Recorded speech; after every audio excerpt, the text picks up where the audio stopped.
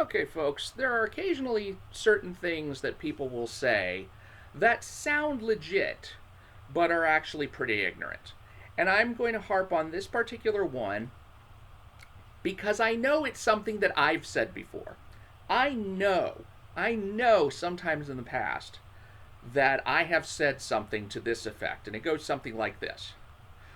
Well, freedom of religion is our most important right. After all, it's in the First Amendment. Or, well, freedom of speech is our most important right. That's why it's in the First Amendment. Okay, if anybody ever says this, this is an ignorant individual. And like I said, I once was ignorant myself. Why is that person ignorant? Because the First Amendment is not, in fact, the First Amendment. The First Amendment is actually the Third Amendment. And let me explain why. Back when the Constitution was ratified, the people who ratified it wanted some assurance. They wanted to make sure that some of the holes that they saw in the Constitution, which could have resulted in ever expanding federal power, were patched. They wanted freedom of speech rights, they wanted freedom of religion, they wanted freedom of the press, they wanted the right to keep and bear arms, they wanted to make sure you couldn't quarter soldiers in peacetime in people's houses, they wanted rights against improper search and seizure, they wanted due process rights, and all the way down to the Ninth and 10th Amendment, where they basically wanted to say, well, just because you've enumerated certain rights doesn't mean that we don't have any others, and we want to make sure that the states, the people have power that the federal government isn't given. So all of that stuff was included in the Bill of Rights, but there were also two other matters that were in the Bill of Rights, and one of them had to do with congressional apportionment. Congressional apportionment, by that I mean whenever the census counts however many people there are in the country, then that number is taken, and it's taken state by state, so you count the number of people in every state, and then from that number you determine who or how many Congress people you get.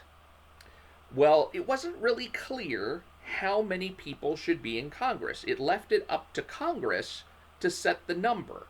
Like today, it's 435 representatives, and of course, there's 2 senators for every state. Now, 2 senators for every state, that's in the Constitution, but however many representatives there are going to be, that's up for grabs. That's a matter to be set by law.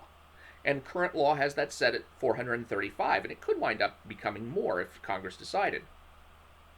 But the people who were ratifying the Constitution, they were a little concerned about that, and so they wanted to have a plan for ratification put into the for the apportionment and how many Congress people would be apportioned. They wanted that put into the Constitution itself, and so in the Bill of Rights that they drew up, the very first one of those dealt with congressional apportionment, and it read like this. After the first enumeration required by the first article of the Constitution, there shall be one representative for every 30,000, until the number shall amount to 100, after which the proportion shall be so regulated by Congress that there shall be not less than 100 representatives, nor blah, blah, blah, blah, blah, blah, blah. Anyway, so you get the point. It's not, that was the actual First Amendment. That was. Not freedom of speech, freedom of religion. Freedom of speech, freedom of religion, freedom of the press. All of that was in the Third Amendment. And Amendments 3 through 12 were the ones that got ratified by the states and put into the Constitution. Amendments 1 and 2 did not. Well, I say they did not, but actually Amendment number 2 did, but much, much later. You see, Amendment number 2 says, no law varying the compensation for the services of the senators and representatives shall take effect until an election of representatives shall have intervened. Now, if you've studied the Constitution of late, you might realize that that is, in fact, an amendment. It's the 27th Amendment.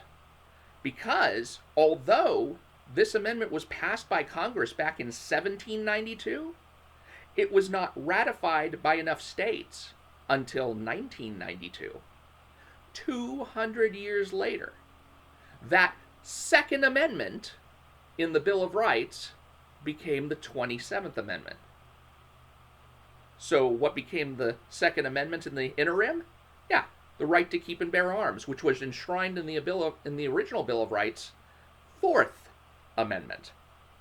So remember, congressional apportionment, payment of senators and representatives, freedom of religion, freedom of speech, freedom of assembly, freedom of the press, etc. Right to bear arms. Yeah, our freedom of speech, our freedom of religion, our freedom of the press, those are so important that Congress made those the Third Amendment. Oh, and by the way, if you'll check out my Cultural Bill of Rights list, one of the things that you might not know is that that other amendment, the one about the congressional apportionment that was so long I didn't even want to read it, that's still out there. And if enough states were to choose to ratify it, which there's really no possibility of that now, but if they did, we'd probably have about 2,000 representatives in Congress now. And if you thought Congress was unworkable before, so that's why in my Cultural Bill of Rights videos playlist, which you can check out, I have a video called the 7 Years Amendment. And what the 7 Years Amendment would be is a constitutional amendment that basically says if you pass a constitutional amendment and the states don't ratify it within 7 years, then it expires. And that's a provision that was actually put into at least, I think, 3 of our current constitutional amendments. So it's not unprecedented, and this amendment would make it automatic for any future or past amendment, so that that congressional apportionment one that would raise our level of Congress people to 2,000, poof, gone. And also things like the pro-slavery amendment that would have kept slavery instituted in the South, poof, gone. And the really annoying Equal Rights Amendment, which would probably forbid us from sex segregating our prisons, poof, gone. So, check out that video when you get a chance. I'm Mike Partika. I hope this has been educational enough that it has convinced you never again to say something so ignorant like I'm sure I used to say, like, these freedoms are so important they were in the First Amendment, which it turns out was actually the Third. Take care, please subscribe if you haven't already, and I will talk to you later.